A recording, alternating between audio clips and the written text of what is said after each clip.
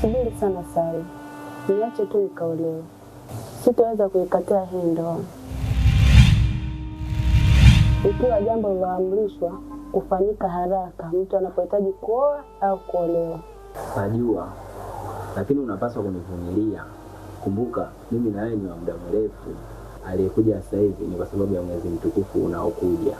Ikiwa mimi nimekubali mpaka mwezi upite tusionane, najiweka sawa ili nikuoe.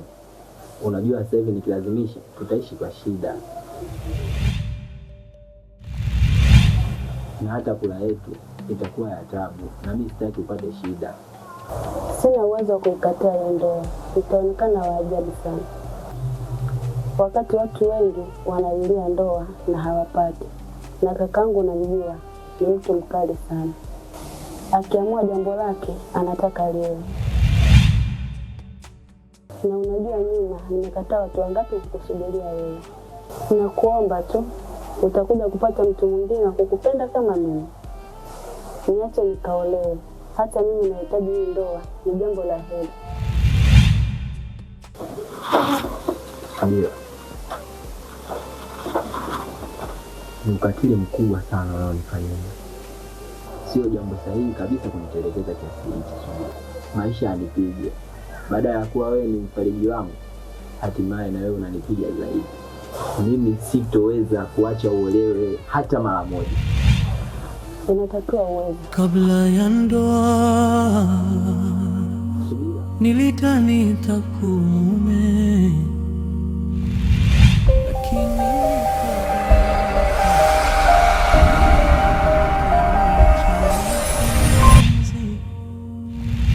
nilishika pete mkononi nikapanga. Tafadhali nakuomba ukubali kubadilisha dini ili tuweze kufunga ndoa. Maana sijaona mwingine kabisa wa kuzidi wewe.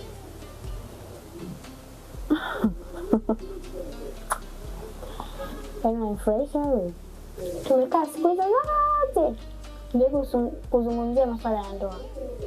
Umeona mwezi unakuja huo ndio kaanza kusema kwamba mimi tuwe mke na mume. Umeniona mimi wakupikia futari na kunitumia unavyotaka eh? Hapana, sina maana hiyo. Yote haya nasema kwa sababu nakupenda sana. Sikia nikwambie. Mimi sipo tayari kubadili dini.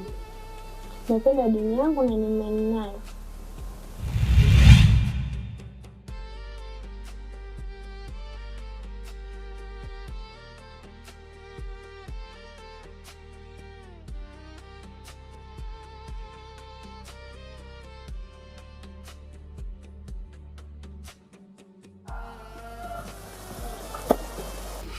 Mume wangu huyo.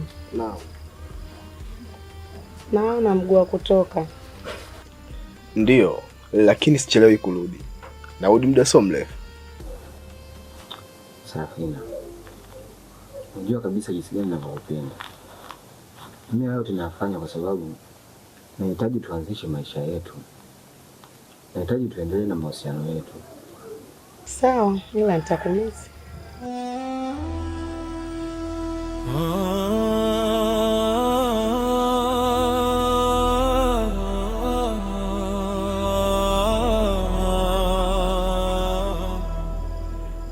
Nakupenda sana. Wewe ni mwanamke wa pekee katika maisha yangu. Wewe ni kimbilio la moyo wangu. Wewe ni usingizi wangu. Kwa hiyo nakuomba ukubali kubadilisha dini ili niweze kukuoa. Ni sawa? Afu vile dini zenu amchelewaji nyewe kuachana. Sio kama za kwetu. Si kwetu tukioana tunakaa. Labda kifo ndio kitutenganisha. Hapo nyuma sijawahi kumpenda mwanamke kwa akili zangu zote timamu kama ninavyokupenda wewe. Wewe ni furaha maisha yangu. Sihitaji nikukose hata kidogo kwa jinsi ambavyo nakupenda.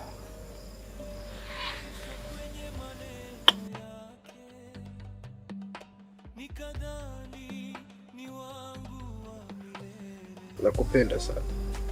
Nakupenda pia mume wangu. Ni dakika 2 mshapeana talaka. Mimi siwezi. Afu kaka kwenye ndoa siku 2 nimetoa mke mwenza. Si wake wa 4, si wake wa 3, mimi siwezi. Hivi unajua kwamba hakuna dini ambayo ni msimamo hapa duniani kama dini ya Kiislamu?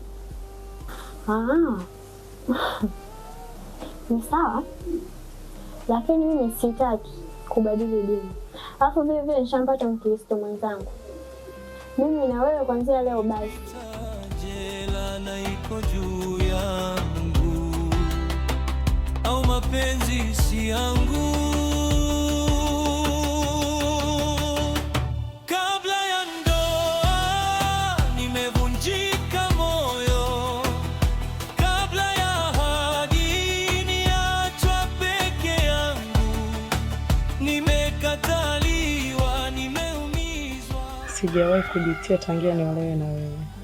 Wewe ni mwanaume wa maisha yangu, mwanaume bora. Nakupenda sana mume wangu. Umeanza.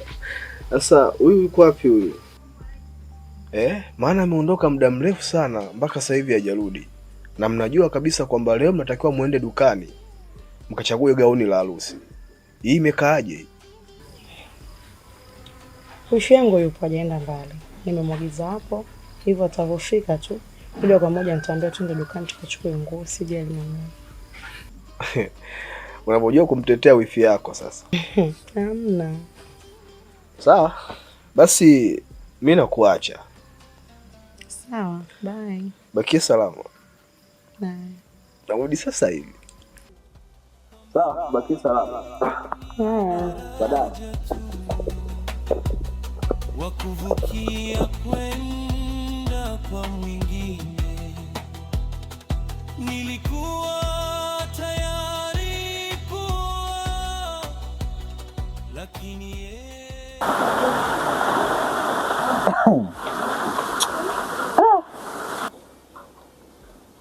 Kulikoni shoga yangu? Mbona unacheka sana kama maraguza? Labda muulize wewe. Inaonekana akili hamna kabisa siku hizi mwenzetu.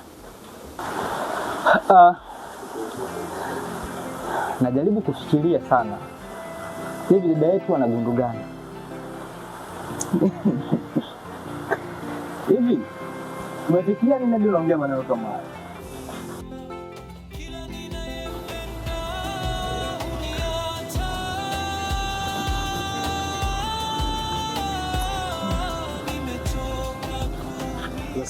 Salama, karibu. Asante. Wazima? Wazima, si wewe? Wazima kabisa. Sasa nilikuwa na shida na wewe. Basi ngoja kwanza nikutolee kiti. Sijali dada yangu. Jambo la muda mfupi tu ninaondoka. Ndio maana nikakwambiaje, huyu akili hamna. Sio mwenzetu kabisa. Yote sawa. Ila mbele yetu mwezi mtukufu wa Ramadhani umeingia. Na asilimia nyingi wanawake wote duniani wameolewa na wengine wametolewa kushika uchumba.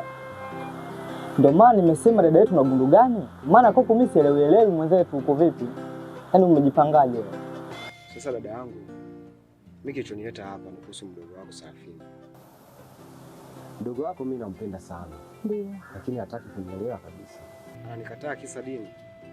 Mungu si mmoja jamani. Kwa nini nakuomba unisaidie kuhusu kuongea naye?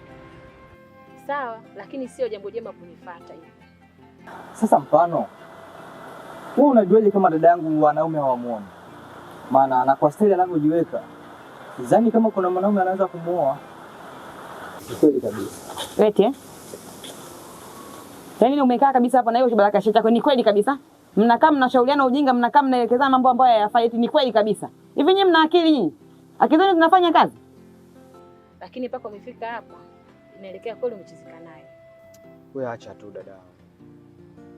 Yaani hapa imebaki kuokota makopo tu. No. Sambona unanicheka? Amna, nimefurahi tu. Jinsi mwenyewe umepagawa. Mapenzi tu haya. Ila ningekuomba kabisa unisaidie, maana nimeshasema kwamba amempata mwenzake ambaye ni Mkristo anayeendana naye. Watu wazima, mashina kwenda kufanya kazi, mnakaa kwanza kumjadili dada yenu. Hakika mnafanya kazi nyinyi? Mbona mnakuwa watu wazima ovyo nyie? Sweta mpoje. Mnakaa hivi mnajadili mimi naolewa lini? Yanawahusu nini? Maisha yangu nyinyi yanawahusu? Mpoje nyinyi? Haya. Sawa. Endeni kuongea. Asanteni sana.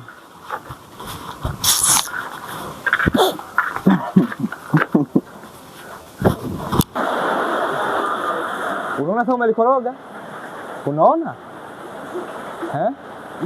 Mimi au wewe? Maana hii mada umeanza wewe. Mimi nimeanzisha ila sio kwa baya. Mimi nimeongea tu kwa upole na kwa wema. Ila wewe ndio umemcheka, yaani umemcheka mpaka amejisikia vibaya. Sasa leo kwa hatua ambao umeondoka nao humo ndani. Sijui kama humo ndani patapikika. Hivyo basi kila mtu ajue hapa anakula wapi. Sasa hapa tutafanyaje? Maana mimi mwenzako sina hata msini hata mbovu. Sawa, nitajaribu kuzungumza naye. Ila atajutia. Nikishaongea naye nitakuja kukwambia.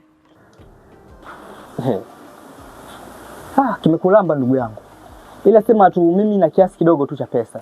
Nitakukopesha mbuzi wewe ili upate kula chochote kitu. Sawa kibali cha nazi. Mimi kibali cha nazi? Ndio. Yaani mimi kibali cha nazi. Kwani mimi mbuzi? Yaani mimi unavyoona napanda na mbuzi. Wewe ni mbuzi tu. Sikiliza kama tu kunisaidia usio. Sikia. Mimi ndo nakupa hela. Sasa kama unaongea sana sikupi hela. Basi hata tunamaliza Aisha. Utanikopesha. Basi wewe mbuzi nitakukopesha tusiwaze.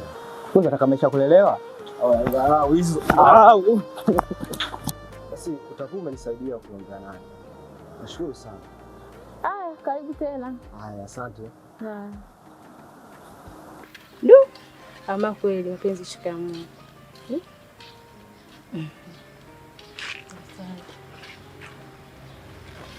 Vipi mlembo wangu? Safi. Vipi ushamalizana yule mlembo mwenzio? Bana, sio vizuri. Mwanaume mwenzao utamhitaji mlembo. Basi samahani. Vipi lakini ushafinish kila kitu? Kila kitu kipo sawa, jimbo lina kwako.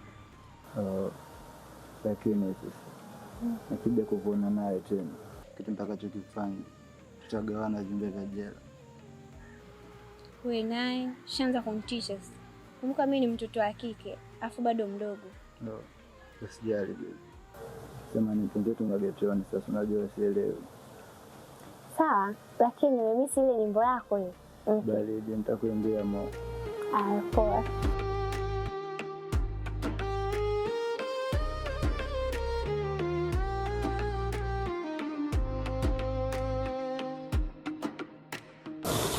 Vipi kipenzi changu?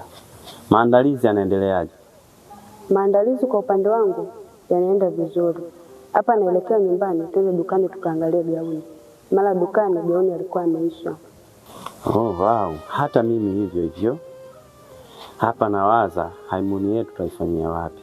Maana anavyokupenda kila sehemu unaoenda naona haitufai.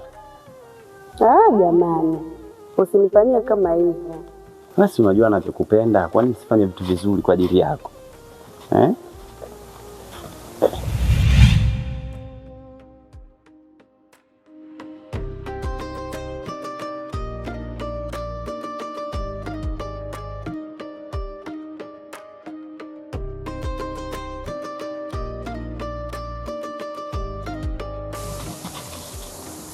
Asalamu alaykum.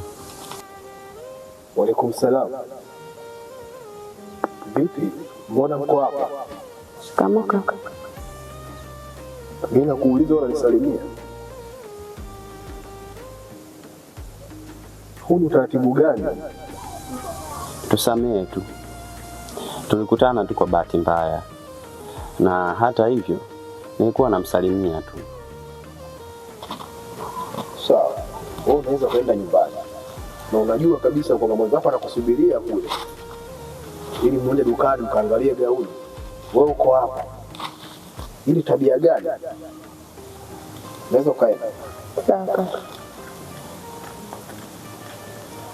Vipi, maandalizi yako yanaendeleaje? Maandalizi yanaendelea vizuri tu. Tunamshukuru Mwenyezi Mungu. Kila kitu kipo sawa. Sawa. Nikutakie maandalizi mema.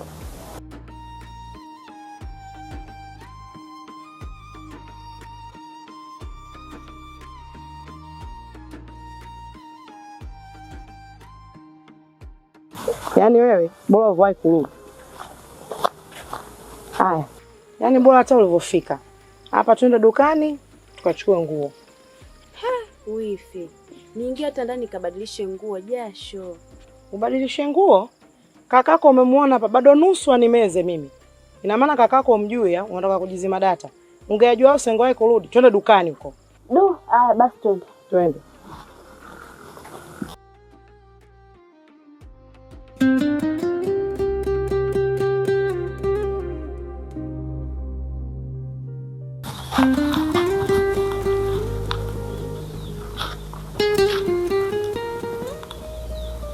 Hapa ni wapi sana? Subira, sikuwahi kukwambia kabla. Ile eneo aliniachia mzungu mmoja. Sasa sijajua alipoenda kwao kilitokea kitu gani. Akaamua kuniachia ghafla eneo lote liwe langu. Na dokumenti zote amenitumia. Mpango ilikuwa niuze ili nikajenge frame za biashara na nyumba ya kuishi mimi na wewe. Lakini wewe mwenzangu kuwa mvumilivu. Na nimeamua nikulete hapa kutokana kwamba mimi nawe tumeishi muda mrefu sana. Nikaamua kabisa nikulete hapa kabla hujaolewa. Hongera. Mwanamke utampata sasa hivi atakuja kuishi maisha mazuri sana. Nikutakie kila la heri katika maisha yako.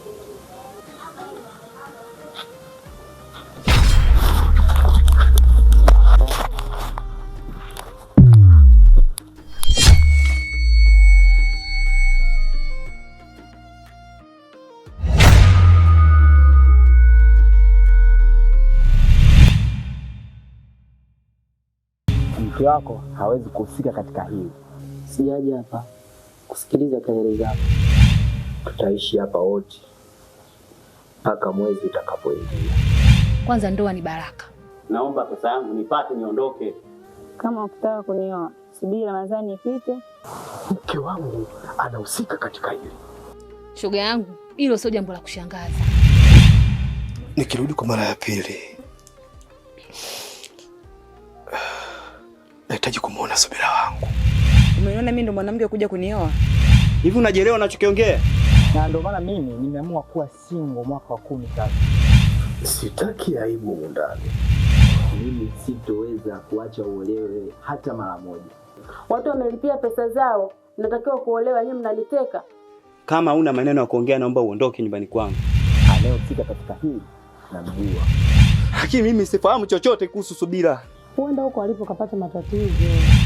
Wewe wahi kitengo cha kukusanya sadaka. Lakini mimi sitaki kubadili dini. Na mpaka pale mwezi utakapoisha. Nahitaji kumuona Subira wangu. Mimi nahisi Mungu alipanga mke wa maisha yangu niwe hapo Fadhili. Lakini pia wewe ni mwanamke mzuri sana. Ni rangi ya mtume. Nalazimika nikuoe. Kwa wewe umezunguka mtaani kote ukaona jalala chafu kwa kudondokea Fadhila, si ndio? Umefeli kwa Sarafina huko ukaona Fadhila ndio mpira uliokuwa, si ndio? Hivi kwa nini unakuwa mnafiki sana mwanangu? Jamani. Sina maana hiyo. Alikataa mwenyewe. Alikataa kubadili dini. Sasa unahisi mimi ningefanyaje wakati nakuona wewe mtoto mzuri hapo? Na sisitiza nasemaje? Kwa sasa hivi sitaki kuolewa. Alafu sitaki kuolewa ndoa za msingi. Kama ukitaka kunioa, bila Ramadhani ishe ndio utanioa. Rafiki yangu. Lakini akijua basi ataona mimi snitch. Hebu nitue huko, sina mpango wa kuolewa sasa hivi. Fadhila, sijataka kuoa kwa bahati mbaya. Na wala sijakosea kutaka kuoa. Naomba unipe hiyo nafasi. Utakuja kuijutia baadaye. Maana nafasi ya kuolewa sio kwamba nao kila mtu. Bahati kama ipo ipo. Alafu wewe sio Mungu, usinikikosa sasa hivi na baadaye nitakuja kuikosa tena. Kwa sasa hivi na mambo yangu kibao, sitaki kuelewa. Kabla ya ndoa nilidhani nitakuwa mume, lakini nikabaki kivuli cha mapenzi.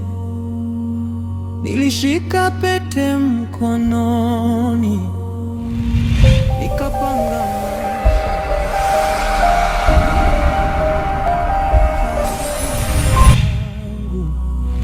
alikuwa kwenye moyo wake. Kila niliyempenda kanikata, kila niliyemwomba akaniambia hapana.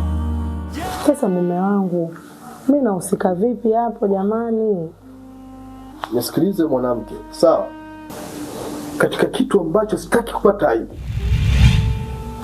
Umeelewa? Wewe unajua Subira yuko wapi?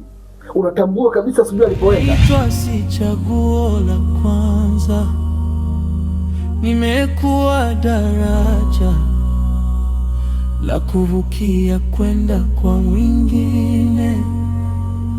Siku ya kuoa nilikuwa tayari, lakini yeye alikuwa tayari kuondoka. Nikabaki na suti na machozi. Kabla ya ndoa nimejifunza sitaki aibu. Nimetengeneza heshima yangu kwa muda mrefu sana hapa mtaani. Hebu angalia leo watu wanakuja kumalizia mahali, alafu mtu aonekani. Tena ghafla tu aonekani. Kaelekea wapi? Wewe unajua alipo sababu gani? Subira akikosea undani.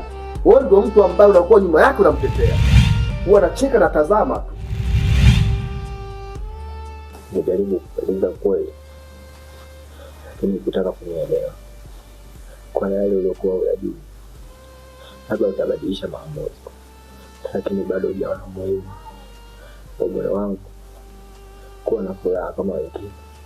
Kwa hiyo watu wote wanaitafuta njia ya kutengeneza maisha hawastahili kusululiwa, wanastahili kuachwa na kuumizwa kikatili kama wewe unavyofanyia mimi. Nataka Subira. Kwa hiyo mume wangu, mimi sina akili mpaka nishiriki ujinga kama huo. Kila ninachofanya Subira anaonekana mimi. Yaani kila kitu mimi, nimechoka bwana. Wewe ni shoga yake. Sitaki aibu ndani. Ukitaka unione mbaya, nisimuone Subira hapa ndani.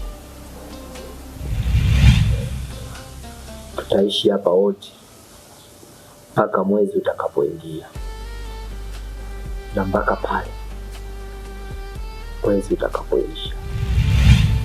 Hii nairudia tena. Nimeitengeneza heshima yangu kwa muda mrefu sana. Naheshimika sehemu zote.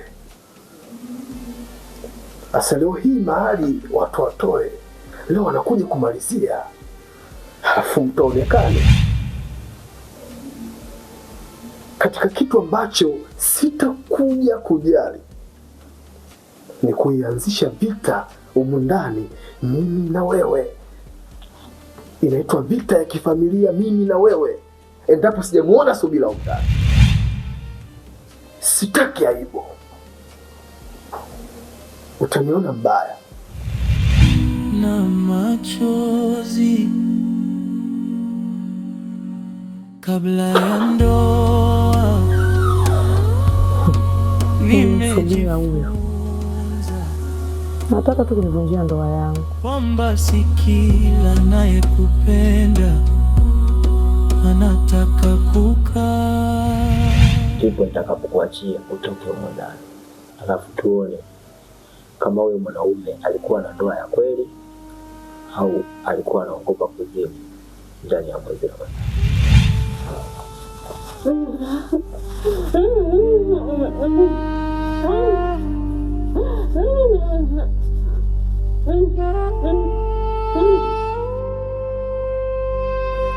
Sarafina mdogo wangu, maisha unayojitengenezea sio maisha mazuri sana hata kidogo. Ipo siku atakukuta utakumbuka dada aliniambia. Lakini dada, mbona hutaki kuwa pamoja na mimi?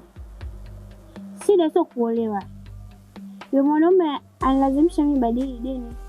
Mimi siwezi kubadili dini kwa sababu ya mwanaume. Yaani siwezi kabisa.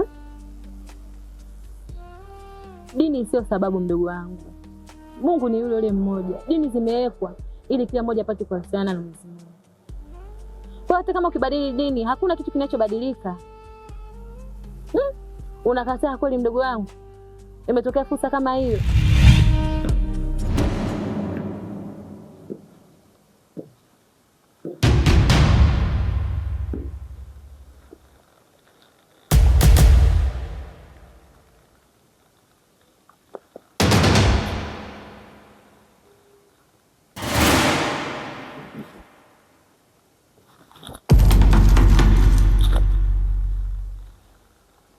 Nifungulie niondoke. Mnachokifanya mtakilipia na kuambia. Watu wamelipia pesa zao, natakiwa kuolewa, nyinyi mnaliteka. Wengi wanatafuta fursa kama mdogo wangu hawazipati. Mimi dada yako tu hapa. Na miaka apatikana hata kunitolea fursa, lakini hakuna. Leo inatokea fursa kama unaikataa. Dada, mimi siampata mwanaume wa dini yangu. Na imani ipo siku moja atanioa.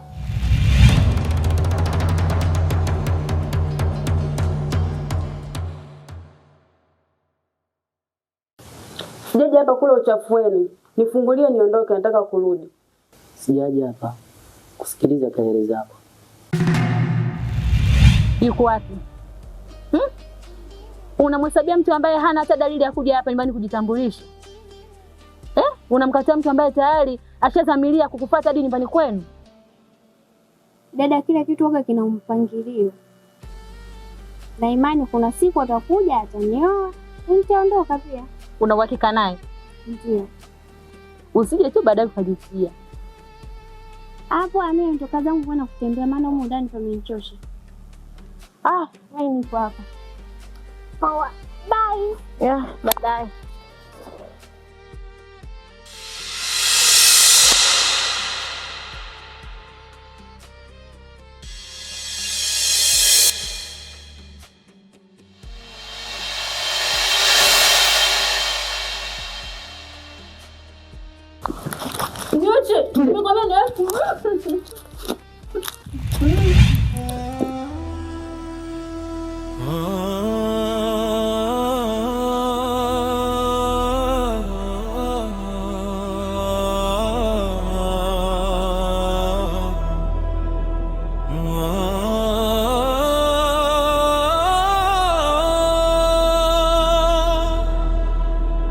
Misigwa nimekuja tena, niliota pete mkononi, lakini mkono uliokuwa unishike. Kaka. Naam. Mimi nashindwa kabisa kumwelewa dada. Kwa nini? Aniforce mimi niolewe na Chodani. Ingali mimi sitaki kubadili dini. Mimi nimezaliwa kwenye familia ya Kikristo. Kwa nini nimekuwa mkubwa nianze kusaliti imani yangu?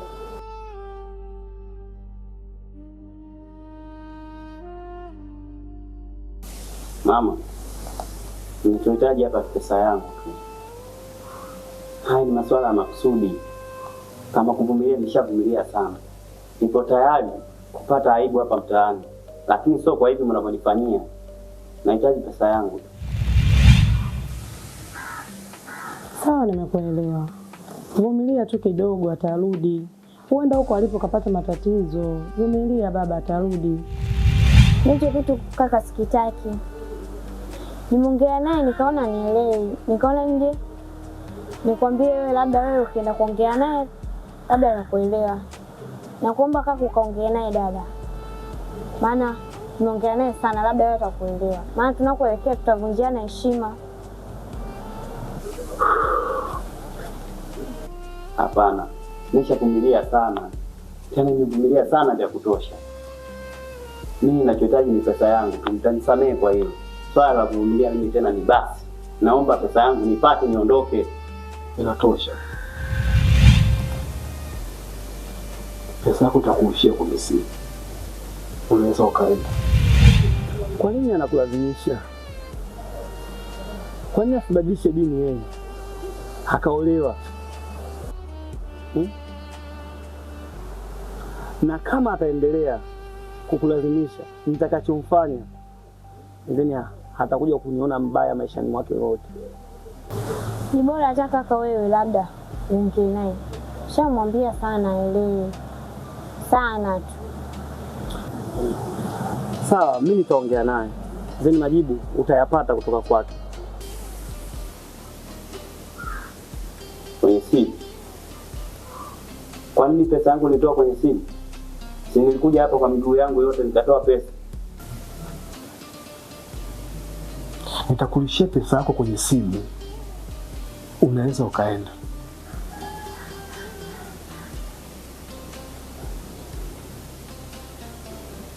Nachohitaji pesa yangu. Unaweza ukaenda na kushia pesa kwenye simu. Usilo limeisha. Nashukuru sana kwa hiyo. Sawa, safari njema. Bye. Karibu tena. Sawa. Mimi nakubali maneno yenu. Ila sasa ninachohitaji pesa yangu nipate kwa wakati. Mbaki salama.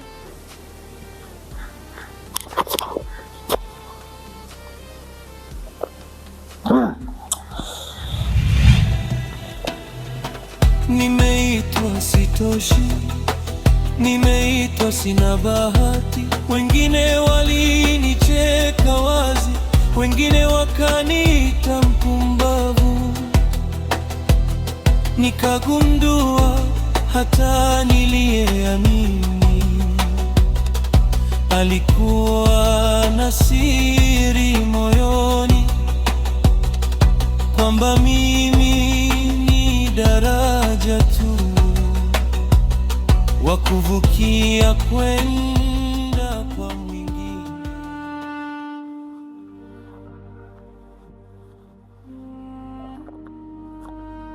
Nikwambie kitu shoga yangu. Niambie ndugu wangu. Yaani ule baba ambao tulikuwa tunategemea pale kwa Suria umetushuka shu. Imekuwaje lakini? Inavyosemekana mlengwa akatoroka ndoa. Hiyo imekaa vibaya. Sasa kati ya mwanaume na mwanamke ni nani katoroka ndoa? Ndugu yangu, nimeingiwa na aibu kubwa sana ya kifamilia. Ni kitendo ambacho amekifanya Subira ni kitendo kibaya sana. Yaani Subira leo kunifanyia kitendo kama hichi.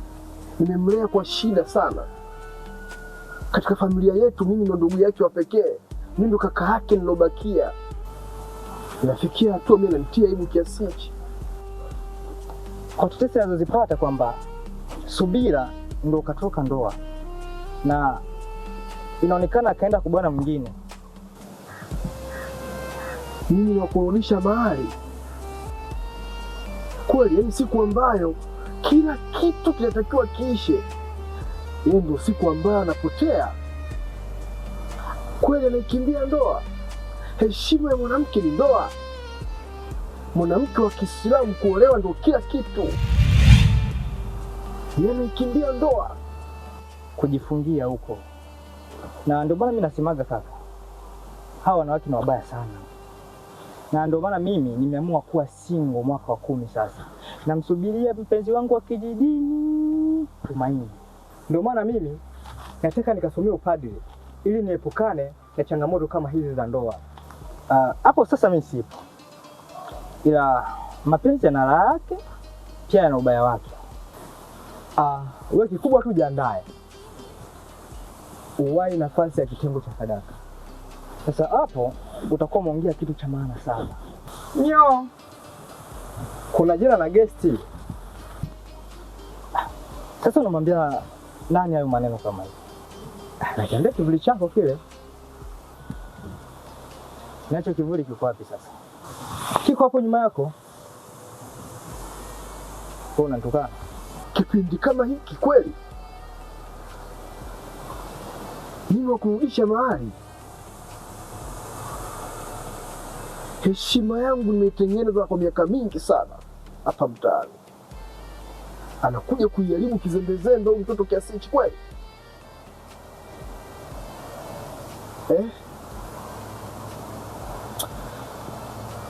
Yaani mpaka nahisi mke wangu anahusika katika hili.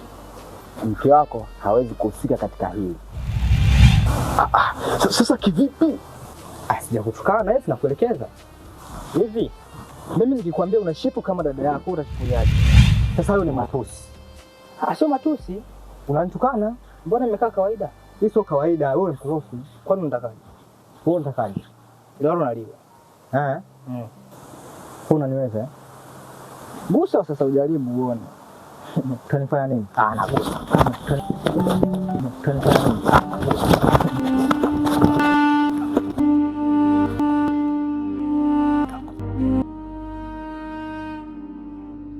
Sawa, kivipi? Wakati mke wangu na Subira marafiki wakubwa sana, yaani hata ikitokea makosa pale ndani wanateteana, wanakingiana kifua. Kwa hiyo nina asilimia zote kabisa mke wangu atakuwa anahusika. Mke wako hawezi kuhusika katika hili hata kidogo. Anayehusika katika hili namjua.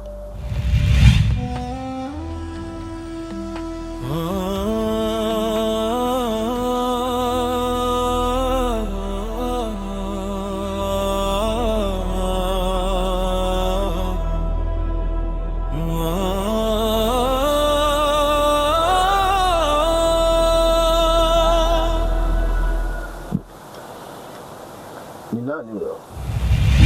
Na machozi. Najua kabisa akirudi nyumbani kwao hakuna tena ndoa. Unafahamu jinsi gani naumia ndani ya moyo wangu? Unajua wewe? Sura ya mume wangu kabadilika sana. Hivyo unamaanisha unachokiongea au unanitania? Mapenzi ya kweli hayahitaji kuzoeana. Kuna wanaume wengine visilani, anaweza akanikataza mimi kuja kukuona. Yaani baada ya kukimbiwa na Subira, umeniona mimi ndo mwanamke kuja kunioa? Bozo, usirudie tena kuongea upumbavu. Huku sauti ya mzee ikinirudia katika ufahamu wangu wa akili. Anastahili kuishi ili ajutie kile alichonifanyia. Unamaanisha unachokisema? Kuna mwanamke ambaye nilimpenda sana. Nimeona nisiwe mpumbavu kukataa ndoa na nikiwa mwanamke wa Kiislamu. Umeona Sule, watu wameolewa paka ukianza. Muhusika wa kila kitu naishi naye hapa ndani, na namuona, nalala naye, naamka naye, nakula naye. Naomba utoke ndani ya nyumba yangu. Wewe sio mtu wa kuwa design hiyo. Unaondolea amani ya nyumba yangu, alafu bado unifokee. Nimekubali kuolewa na wewe. Lakini mimi sifahamu chochote kuhusu Subira. Nani wewe Sulia? Si mtu tu na yeye. Tumefikia tu mpaka sasa hivi tunalala mzungu wa 4. Na mimba yako? Yule mke wangu ambao yuko nyumbani hanitoshelezi. Mimi sio mwanamke wa akiba. Sikilize, kabla sije kufanya kitu kibaya, nahitaji kumuona Subira wangu kabla ya ndoa. Kwa hiyo nina asilimia zote kabisa mke wangu atakuwa anahusika. Mke wako hawezi kuhusika katika hili hata kidogo. Anayehusika katika hili namjua.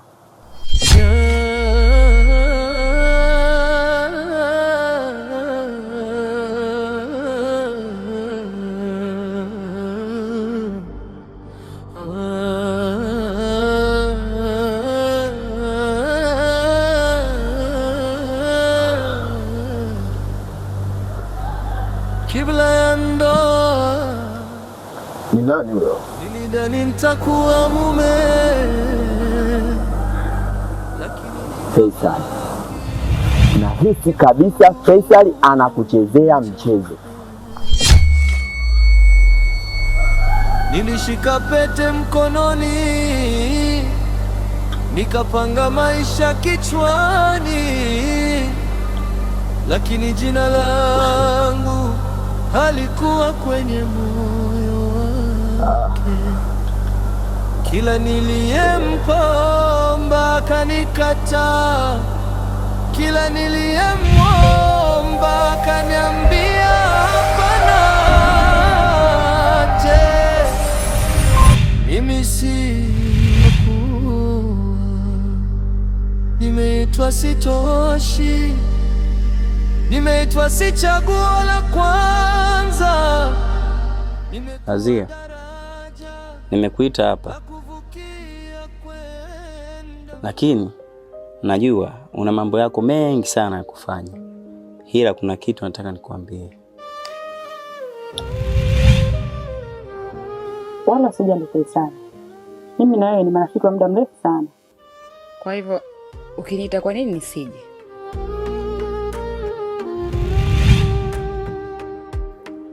Sawa. Azia, mimi nakuhitaji uwe mke wangu.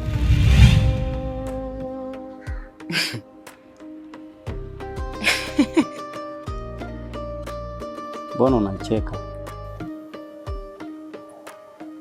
Faisal, wala ushangaze kicheko changu. Ushangaze kicheko changu kabisa. Yaani baada ya kukimbiwa na Subira, umeniona mimi ndo mwanamke kuja kunioa? Sawa. Upo sahihi. Lakini nimechelewa sana. Mimi sio mwanamke wa akiba kama unavyonifikiria. Hapana Azia, sina maana hiyo. Wewe ndiyo mwanamke pekee.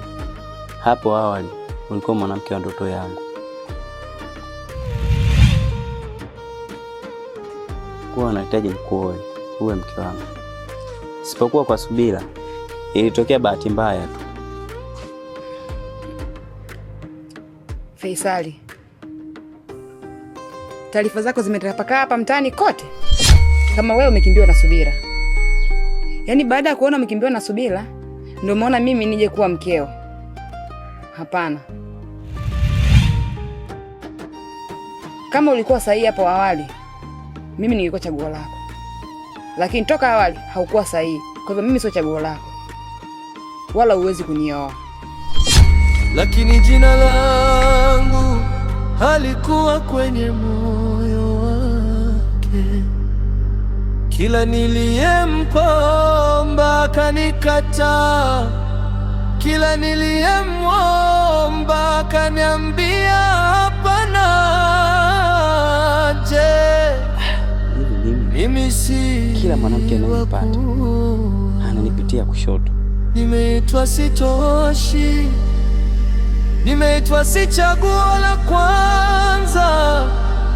Nimekuwa daraja la kuvukia kwenda kwa mwingine.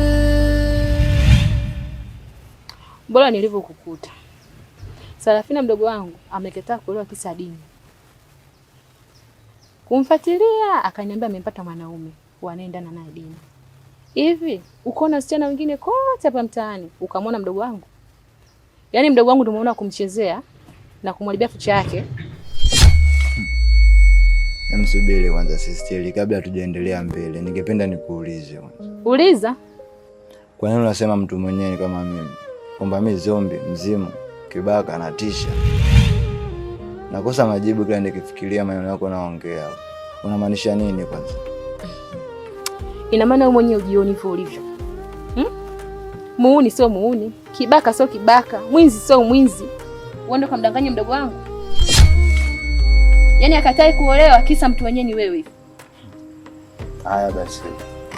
Samahani kwa nitakalizungumza. Haya, wewe upo perfect. Big like elephant, Mbona mpaka leo hujaolewa? Ujifikiri marafiki zako wote uliocheza nao tutoni uliosoma nao, wote wameolewa na sasa hapo kwenye miji zao. Haya, una tofauti gani na mimi kibaka? Hauna adabu Sister, ile noma ndio umelianzisha. Na siku zote anayemaliza anaonekana mbaya. Sasa twende tuone mwisho. Yaani katika familia yetu hatuna shida na mtu kama wewe. Yaani hivyo ulivyo haufai kuwa na mdogo wangu. Na sio mdogo wangu tu, haufai kuwa katika familia yetu. Sijui umejielewa? Yaani mdogo wangu anakataa kuolewa eti kwa sababu yako wewe.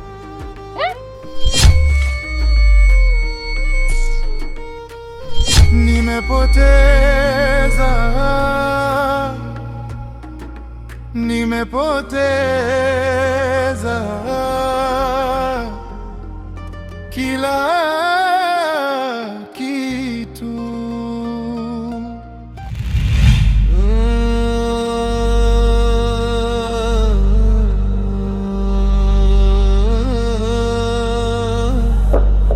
Hivi wewe baada ya kumkataa mwenzio ni yako atakaja nisumbe mimi au? Sijakuelewa unamaanisha nini? Unataka mimi nibadili dini? Alafu muda wote tuliokaa huo hajaji kuniambia masuala ya ndoa. Kaona mwezi mtukufu unakuja, akaona aanza kuniambia eti mimi nataka nione. Mimi siwezi kubadili dini.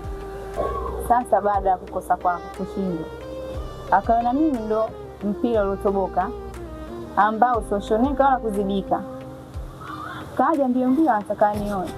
Mimi nampeleka wapi? Unalomba wewe. Unashindwa kumkubalia mtu mwingine mwenzio. Ungemkubalia akakuoa. Nishampata Mkristo mwenzangu. Na imani atanioa. Kwa hiyo mjana naongea pointi mwenyewe kule. Ndio. Namtaka na wewe anayekutia kiburi mpaka kataa kuolewa. Kisa dini. Basi kwa. Sisi tuko hapa. Ole mwenzangu jamani. Na mimi nataka nikione hicho kiburi chako mwisho wake wapi.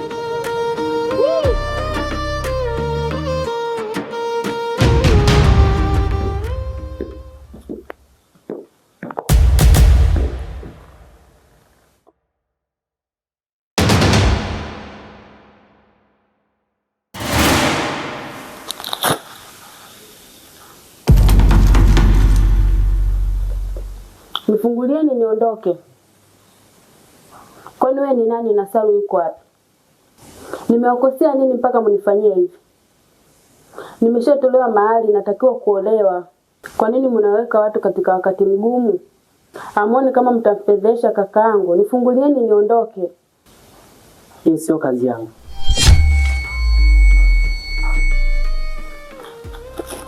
Nakula.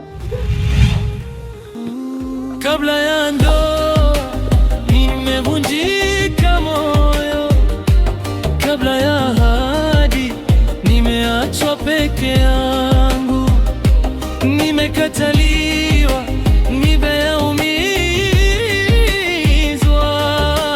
kila ninayempenda huniacha. Mungu wangu niambie, kosa langu nini? Sema nini mamkali? Habari anazoanza kuleta sister yako mimi sizielewi, afu sifagilini yeusha. Jamani, kafanya nini tena?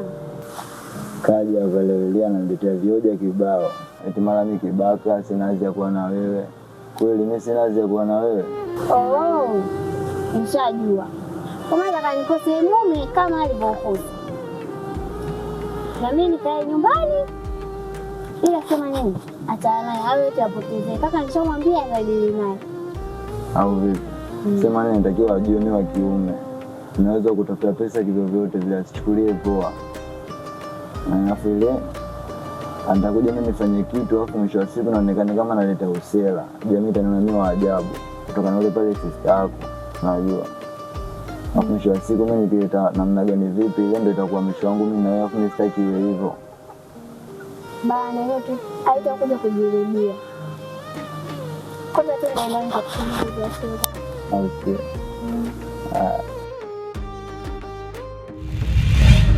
Mimi si wakuwa, nimeitwa sitoshi, nimeitwa si chaguo la kwanza, nimekuwa daraja la kuvukia kwenda kwa mwingine. Siku ya kuoa nilikuwa tayari. Tuanzie kujangu. Karibu. Asante. Nipi shoga yangu. Mpaka kama unaonekana upo sawa. Yaani umezama kabisa kwenye dimbwi la mawazo. Hapana, ni mambo ya kawaida tu shoga yangu. Vipi lakini? Mambo yanaendaje kutokako? Safi, achana na ya kwangu kwanza. Nimekuta kabisa haupo sawa rafiki yangu. Nijua pengine utaanza kunisimulia.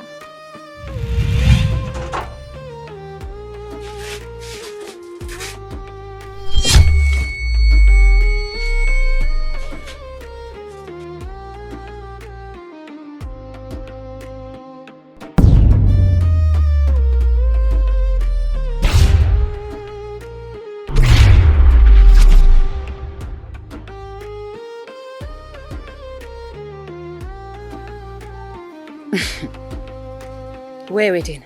Nimejaribu kukwepa lakini wapi mwenzangu? Umeng'ang'ania hapo hapo kama aluba udugu vipi? Mie tena shoga yako. Nishakuwa kama aluba. Ndiyo. Haya udugu wangu. Sasa basi. Si unamjua Faisali? Namjua vizuri. Huyo. Kama kuhusu lile swala, sina haja nalo na wala silihitaji. Yawezekana kuwa kuna kitu nimeepushwa nacho, na kama huna jambo la kufanya na kuomba uondoke. Faisal anaenda kumchumbia Subira, mdogo wake na Suria. Yule mkaka gaidi hivi, ukimwona muda wote yeye kununa tu. Kuona cheko lake mpaka ufanye kazi udugu. Namjua naye vizuri huyo Suria. Hapo. Sasa Faisal kaenda kumchumbia Subira.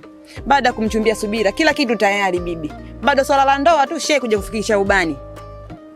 Sio unaelewa? Bibi yule baada ya kuchumbiwa haonekani, kakimbia ndoa.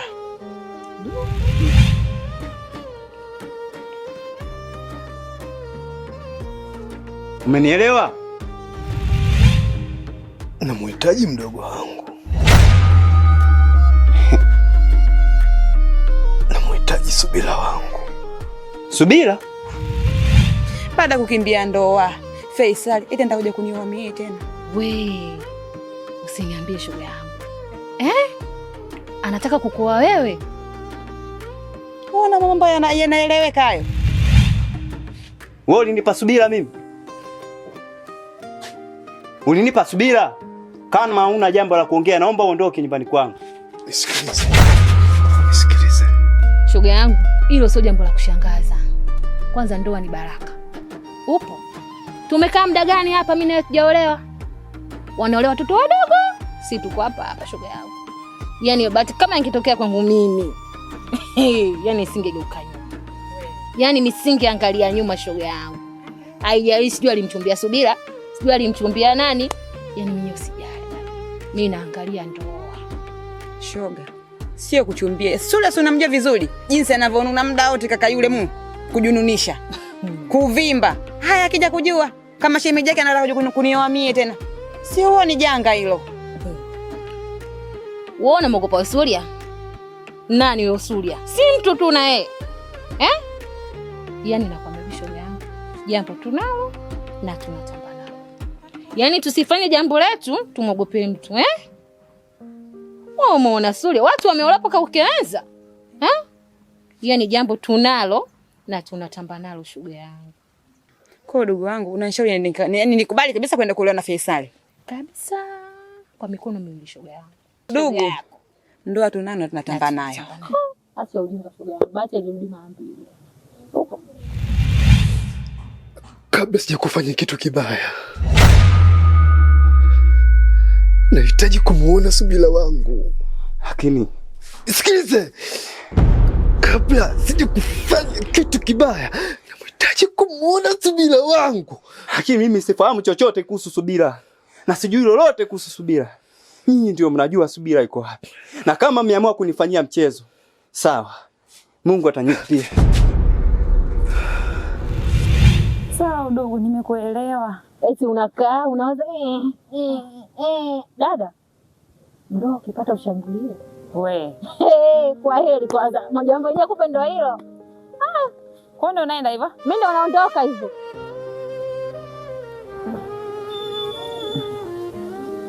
Ila kweli. Mimi hapa nimekaa sijakutoa balaa, sijakutongoa, sijakufanya nini. Ninapokisikia dodo chini ya nazi ndio hii. Aka ndo nana natamba nayo. mfumo wake. Nikirudi kwa mara ya pili, nahitaji kumuona Subira wangu. Kabla ya ndoa nilidhani nitakuwa, lakini nikabaki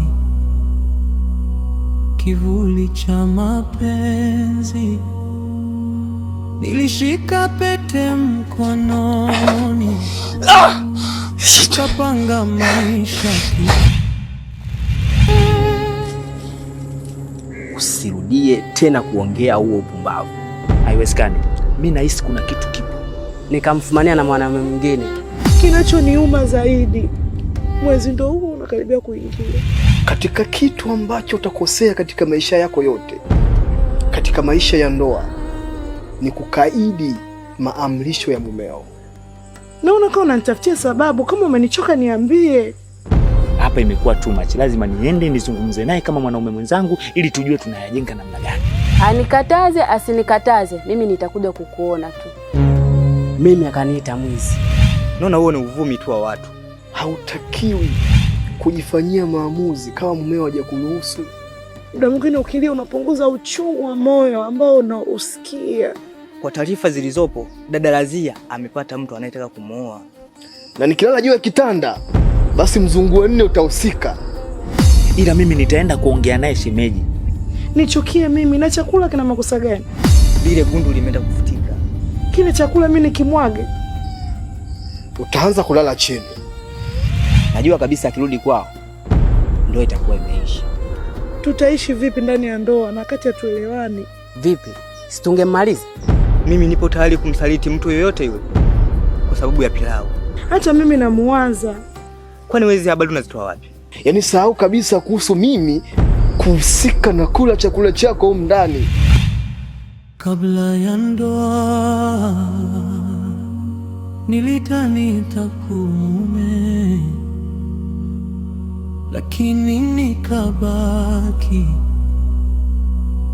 kivuli cha mapenzi. Nilishika pete mkononi, nikapanga maisha kichwani,